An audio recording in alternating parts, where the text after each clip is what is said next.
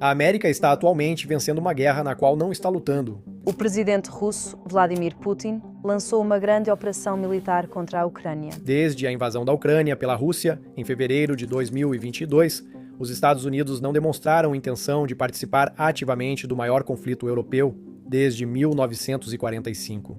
No entanto, isso não significa que a guerra não tenha beneficiado e continue beneficiando Washington. Este gráfico mostra os sentimentos antirrussos na América Latina e no Ocidente nos últimos 20 anos. Você pode ver um pico nítido no final de 2022, destacando um crescimento na atitude antirrussa que coincide com a invasão de Putin.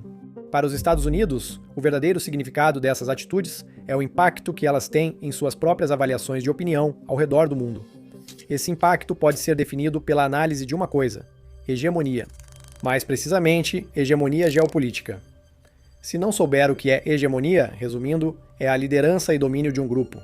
A sociedade global é caracterizada por uma natureza hegemônica competitiva, na qual estados superpotências competem para ser o hegemon global. Os Estados Unidos ocupam esse posto continuamente desde o fim da Guerra Fria e o colapso da União Soviética em 1991. A hegemonia dos Estados Unidos permaneceu inquestionável por um longo período de tempo, tornando-os o dominador global. Mas, na última década, os Estados Unidos passaram a enfrentar desafios a essa posição, vindos de estados cada vez mais poderosos, que estão insatisfeitos com uma ordem mundial dominada pelos americanos, principalmente da China. Se você assiste ou lê as notícias atualmente, é difícil evitá-los. Além de Pequim, Moscou foi o outro grande desafiante dos Estados Unidos nos últimos anos. A Rússia se reconstruiu e quase alcançou o status de superpotência após o colapso da URSS. A influência de Moscou, na última década, tornou-se indiscutivelmente global, através de mecanismos como seus vastos recursos energéticos e seu envolvimento aberto em várias zonas de conflito ao redor do mundo. Sem citar o envolvimento legítimo ou não de Moscou na política ocidental, que impulsionou o euroceticismo na Europa e parece ter desempenhado um papel central para garantir a eleição do pró-Putin, Donald Trump, à presidência dos Estados Unidos em 2016. Na verdade, a ascensão da Rússia representou uma ameaça maior para os Estados Unidos do que a China representa atualmente, já que as táticas da Rússia têm sido mais abertamente anti-americanas do que aquelas atualmente empregadas pela China.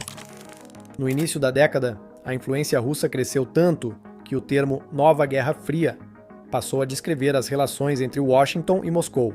Para Washington, o maior desafio com a Rússia era que as regras da competição eram diferentes para cada lado. Todos nós podemos concordar que os Estados Unidos são vistos como o pilar do Ocidente e, portanto, devem defender valores liberais ocidentais como democracia, lei e justiça, o que significa que qualquer ação dos Estados Unidos para tentar limitar a influência de Moscou precisava e ainda precisa estar alinhada com esses valores. Mesmo sabendo que isso nem sempre ocorre na prática, os Estados Unidos precisam aparentar respeito às vontades de organizações internacionais como a ONU. Para a Rússia, as mesmas regras nunca se aplicaram e aparentemente ainda não se aplicam. Para a Rússia, regras e leis internacionais são opcionais. Em vez de pensar no que podemos fazer dentro das diretrizes internacionais, sempre foi e ainda é uma questão de quantas regras podemos quebrar sem sermos punidos.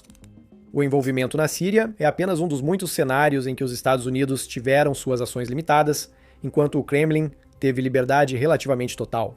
Putin acreditava cada vez mais que o poder e a harmonia do Ocidente estavam ruindo, o que o levou a pensar que as consequências para ações combativas da Rússia seriam mínimas. Também é importante lembrar que as evidências indicavam que Moscou lidaria facilmente com as consequências, pois suas intervenções militares anteriores em territórios vizinhos não tiveram impactos duradouros. Veja a anexação da Crimeia pela Rússia em 2014, por exemplo.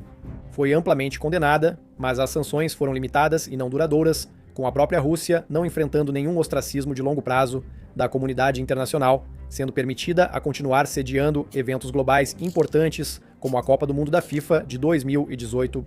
O ensaio de Putin sobre a unidade histórica de russos e ucranianos, em julho de 2021, já alertava que o Ocidente não deveria interferir diante do aumento dos sentimentos pró-Ocidente na Ucrânia. Mas isso foi considerado um blefe tanto pelos Estados Unidos quanto pelo Ocidente, que continuaram apoiando as aspirações de Kiev para ingressar tanto na União Europeia quanto na OTAN, acreditando que a presença significativa de tropas russas ao longo da fronteira da Ucrânia era apenas uma demonstração de força e intimidação. Apesar de Putin não ter histórico de blefar sobre esse tipo de intervenção, 24 de fevereiro de 2022 ficou marcado como o início da guerra de Putin na Ucrânia. No entanto, agora também está sendo referido como o início de outra coisa, a derrocada da Rússia. Até a invasão em larga escala da Ucrânia, os pretextos para as intervenções da Rússia em países vizinhos soberanos eram em parte ratificados, como nos casos da Crimeia e da Geórgia. No caso da Crimeia, o argumento de que era um território historicamente russo foi de certa forma aceito, enquanto na intervenção na Geórgia, em 2008, o pretexto de preservação das minorias étnicas gerou certa simpatia. Agora, porém, há pouca simpatia e compreensão pelo pretexto da intervenção. O apoio à suposta desnazificação, motivo da recente invasão de Moscou, é quase nulo, já que essa alegação pode ser facilmente refutada com fatos. Até aliados tradicionais do Kremlin mudaram do apoio explícito para uma postura mais neutra. A falta de pretexto substancial tornava vital para o Kremlin conquistar Kiev rapidamente para o sucesso da invasão. Esse era o desfecho previsto por muitos analistas, mas nunca ocorreu.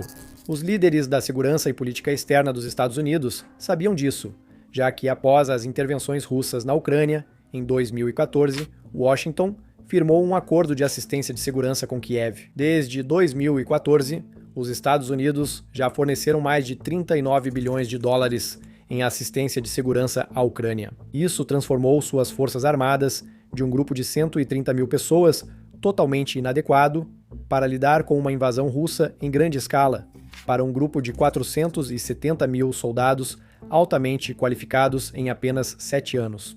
Essas decisões de investimento não foram apenas por caridade, embora seja verdade que todo esse investimento americano tenha fortalecido a Ucrânia. Seu atributo mais significativo para Washington era sua capacidade de potencialmente enfraquecer a Rússia caso uma futura invasão acontecesse. Isso pode ser resumido melhor em uma palavra: procurador. Simplificando, um procurador é quando uma coisa representa na verdade outra coisa. Neste caso, o fortalecimento das forças armadas ucranianas por meio de treinamento e financiamento americano permitiu que elas se tornassem um instrumento da ambição dos Estados Unidos de enfraquecer a Rússia. Como eu disse antes, para que a invasão da Ucrânia fosse um sucesso retumbante para o Kremlin, eles precisavam tomar Kiev rapidamente, permitindo um tempo mínimo para uma resposta do Ocidente, que por sua vez teria um período mínimo em que a Rússia estaria lutando tanto na frente militar literal quanto enfrentando sanções devastadoras no fronte interno.